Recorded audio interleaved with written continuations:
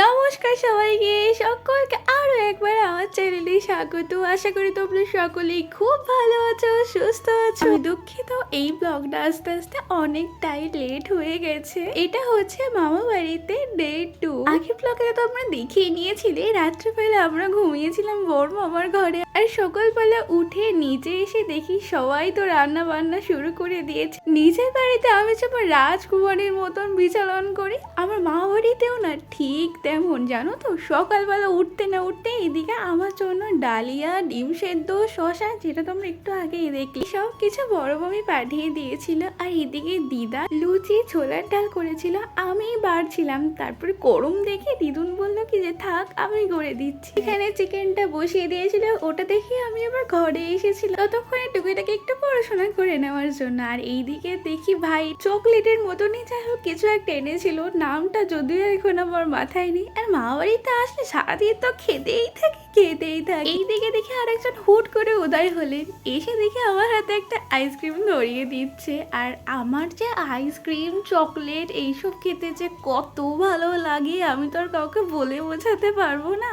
না না, পুরো আইসক্রিমটা কিন্তু আমি একা মোটেই খাইনি, আমি কিন্তু সবাইকে দিয়ে নিজে খেয়েছিলাম। আর এইদিকে এনাকেও একটু সাধলাম যে খাবি। ও বাবা, ওর তো সবেতেই না থাকে। যাই হোক, আমি আর বেশি কথা না বাড়িয়ে আইসক্রিমটাকে আবার ডিব্বে ঢুকিয়ে রেখে চলে আসলাম। এখন ওটা যে পাবে তারই আইসক্রিম। আর দিদুন চিকেন রান্না করলে সেই স্মেল তো সারা বাড়ি ছড়িয়ে যায়। দিদুনের সামনে গিয়ে বলতে এখানে আমাদের 3 জনের জন্য চিকেন দিয়ে দিয়েছিল। আর এরাকে তো আমি যতই স্বাদীরা কেন, ওরা সবকিছু পরে খাবো, এখন খাবো না, এটাই থাক। ততক্ষণে তো আমাদের লাঞ্চ করার টাইমও হয়ে গেছিল, সেই কারণে সবাই একসাথে বসে সেদিনকের মতো লাঞ্চটা কমপ্লিট করে নিয়েছিলাম। আর এটা হলো অনেক পরে, ওই বিকালের দিকের ক্লিপ। মানে সবাই একসাথে বসে বসে চা খাচ্ছিলাম, যদিও আমি খাইনি চা। সময়টা যে কেন এত তাড়াতাড়ি চলে যায় আমি সত্যিই বুঝি না। আমার মনে হয় মামা বাড়িতে আসলেই না বেশি তাড়াতাড়ি সময় কেটে যায়। ও আমাদের টাটা বাই বাই বলে দিল। আমি,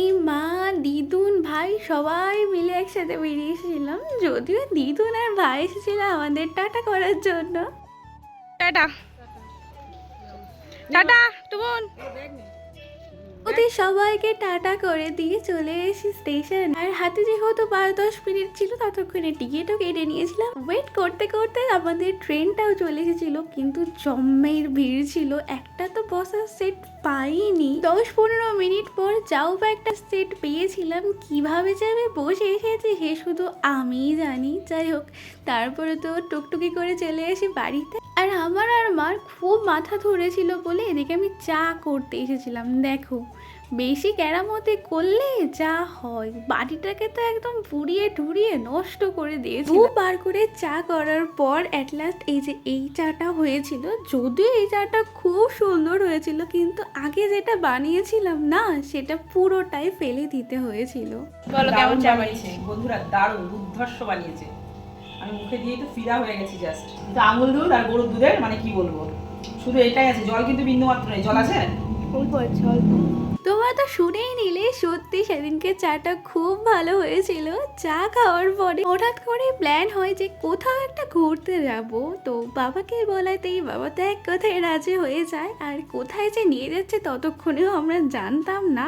তারপরে যখন ডেস্টিনেশনে এসে পৌঁছালাম তখন বুঝলাম যে বাবা আমাদের হবিবপুর স্কনে নিয়ে এসেছে। জায়গাটা খুব সুন্দর, অনেক দিন পরে আসলাম। আর এসে তো অনেক কিছু দেখলাম যেটা নতুন নতুন হয়েছে। রেস্টুরেন্টটাও দেখলাম নতুন হয়েছে। তো এখান থেকে একটা আলু চপ নেওয়া হয়েছে, যেটা টেস্ট ওকে ওকে ছিল।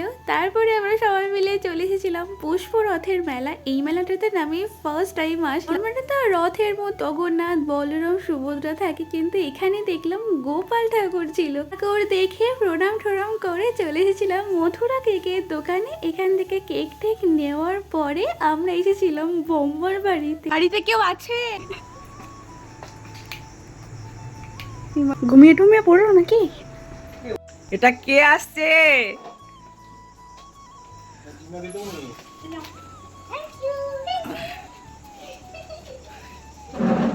অনেক অনেকক্ষণ ডাকাডাকি করার পরে দেখলাম এই পাখাপুরিটা বেরিয়ে আসলো আর আমাদের দরজা খুলে দিল। ও হ্যাঁ, সেদিনকে যে বোমা বাড়িতে কি ছিল সেটাই তো তোমাদের সাথে শেয়ার করা হলো না। যাই হোক, সেদিনকে ছিল বোমা বাড়িতে পুজো, আর যেহেতু সেদিনকে আমরা একটু বেরিয়েছিলাম, একবারে ফেরার পথে বোমা বাড়ি হয়ে বাড়ি এসেছিলাম। আর এইদিকে তো বম্মা আমাদের খিচুড়ি, আলুর দম সব কিছু বেড়ে ঠেড়ে দিয়েছিল, আর এখানে মাই আমাকে খাইয়ে দিয়েছিল। আমার ওই নিজে হাতে না খেতে একদম ভালো লাগে না। খাওয়া দাওয়ার পর একটু গল্প টল্প করে চলে আসে বাড়িতে। তো আজকে ব্লগটা এইটুকুনি, বাই।